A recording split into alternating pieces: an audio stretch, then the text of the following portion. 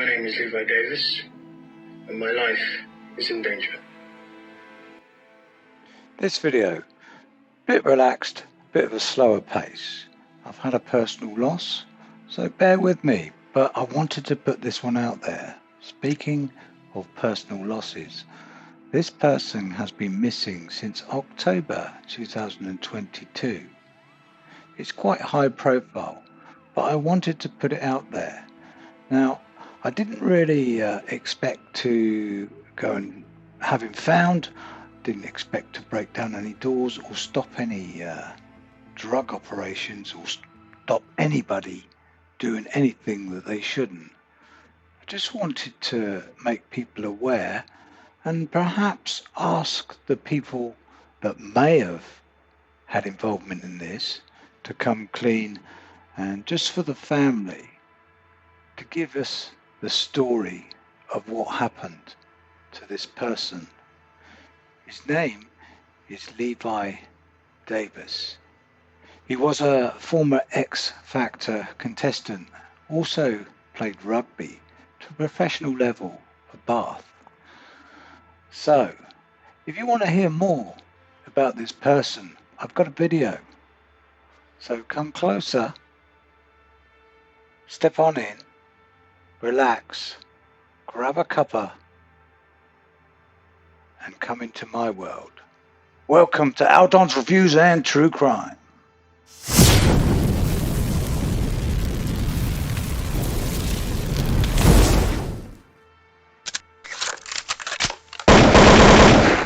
So Levi Davis, very talented individual. He was travelling from a friend's in Ibiza and he went on to Barcelona. So he caught a boat and he was coming into harbour into Barcelona, and he was last said to be seen at 6:30 a.m. People said, eyewitnesses said they saw somebody in the water, and it was around 6:30 a.m. and he was screaming out for help. Nobody could help him and he disappeared. Was this him? Or was there something more sinister to it? Because before he died, he made a video.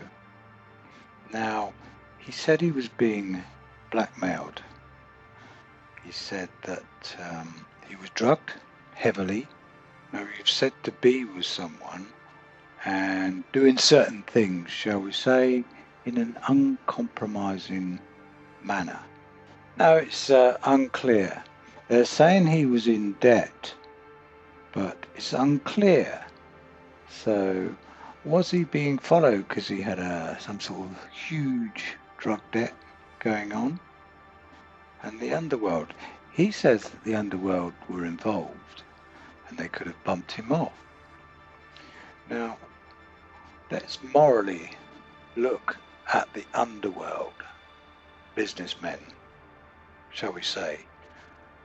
Now, if somebody's welched on some sort of bet or a drug debt, it would need repaying, wouldn't it, really? I'm not saying that this is right, but you've got to be aware, haven't you? Aware that somebody's going to be after you if you haven't paid them for something. You've done something wrong in their eyes, and probably in yours as well, so something might happen to you. So what do we think? Put in the comments whether you think it's morally right to track down someone who owes a debt. Do you need to perhaps teach not only them a lesson, but other people a lesson? Or do you think the whole thing needs to be halted and stopped if you can? All the drug dealing, the debts, the debt collecting, addiction. How can we stop addiction? How can we stop people owing thousands and thousands of pounds because they feel that they need a particular drug and they can only get this from the dealers? What do you think we should do, if anything? Is it fair? Is it safe? I'll let you watch the video. You can decide. This is a call to my friends from school, university, and my colleagues in rugby. This is a story about police corruption and government corruption, and also organised crime. But that you listen and try to understand what I'm telling you. It started when I was speaking with a friend, what I would now call an acquaintance. It's important for you to know that I'm a personable guy. I believe I am humble. I will speak to anybody. I didn't used to have a guard up, but for reasons why I'm about to tell you, I have not been myself for a very long time. 3 years ago, I came off the Celebrity X Factor, and I met many new people, and one of which, an individual who I will not name, we began a relationship which formed, a friendship which was formed through music. Many times we had met, but on the last occasion, I was drugged and I was blackmailed.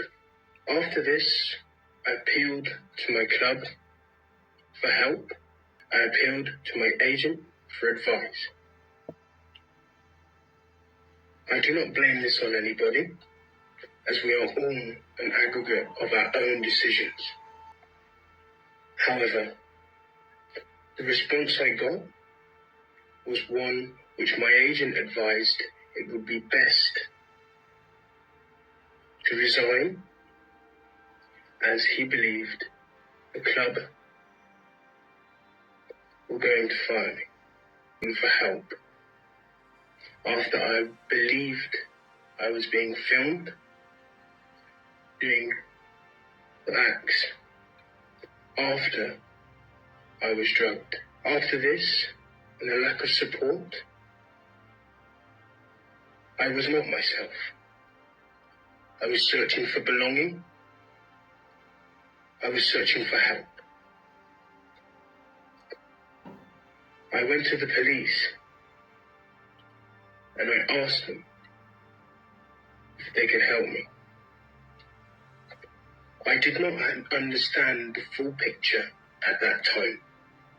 All I knew is something was happening to me, and it was not something good. On many occasions, I went to my family and my friends, who also did not understand what was going on.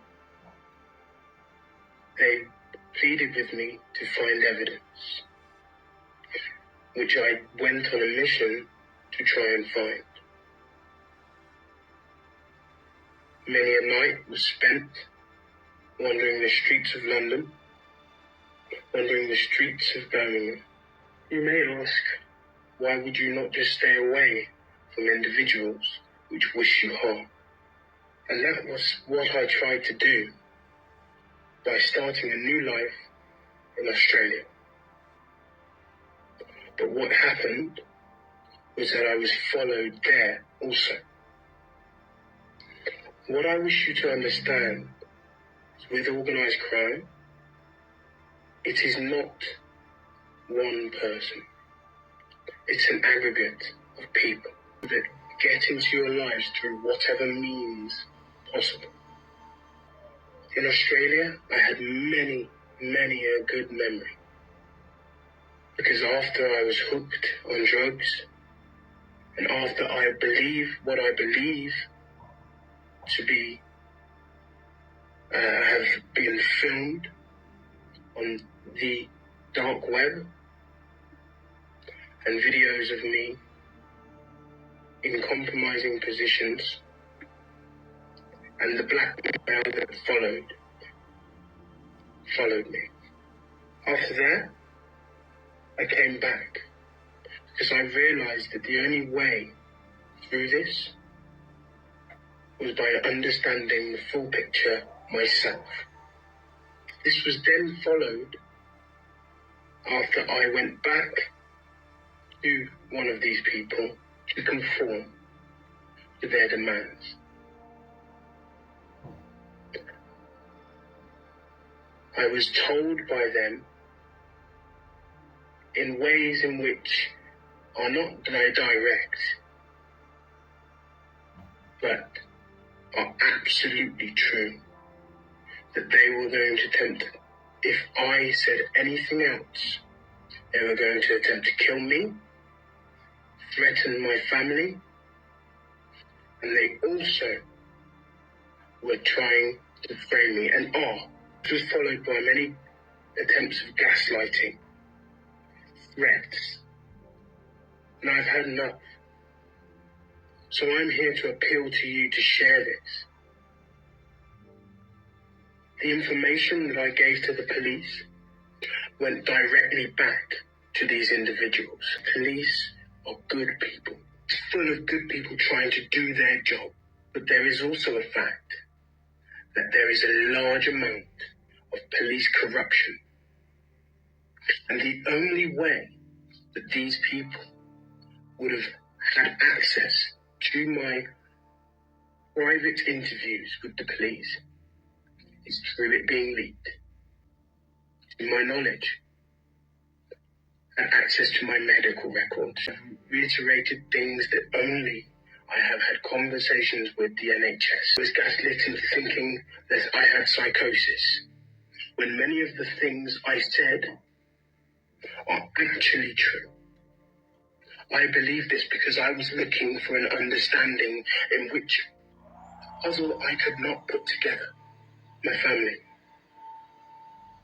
my friends, I thank you for being there, even when you didn't understand what was wrong with me.